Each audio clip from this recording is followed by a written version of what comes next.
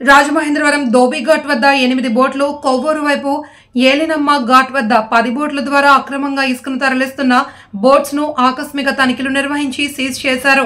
Joint collector S Chinnaramudu మాట్లాడుతూ rail cum road bridge, common bridge సమీపంలో ఇసుకను తీయరాదనే నిబంధనలు ఉన్నప్పటికీ కొందరు బోట్స్ మ్యాన్ సొసైటీ వారు వారికి కేటాయించిన ప్రదేశాల్లో ఎక్కువగా నీరు ఉందని సాకు చెబుతూ నిబంధనలకు విరుద్ధంగా వ్యవహరిస్తున్నారని తెలిపారు.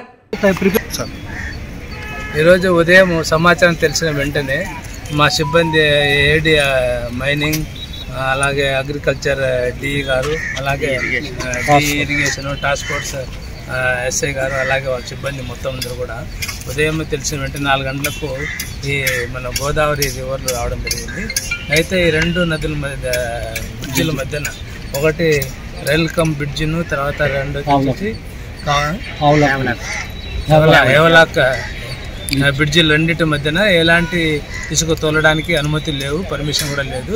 అయినప్పుడు కూడా వీళ్ళకు తెలిసి, వాళ్ళు కూడా తెలుసు ఆ 2 మధ్యన ఇటు నుంచి చూస్తే 500 కిలోమీటర్లు, అక్కడ నుంచి చూస్తే 500 మీటర్లు, ఇక్కడ నుంచి 500 మీటర్లు, అటు నుంచి 500 మీటర్లు కవర్ అవుతుంది. కాబట్టి ఆ 2 నదులు, 2 బ్రిడ్జిల మధ్య ఎలాంటి ఇసుక తోయకూడదు. అయినప్పుడు వాళ్ళకి తెలిసి కూడా వాళ్ళు ఆ విధంగా చేస్తున్నారు. కాబట్టి మాకు సమాచారం తెలిసిన వెంటనే మేము నిఘా పెట్టుకొని వాటందరూ కూడా దాదాపు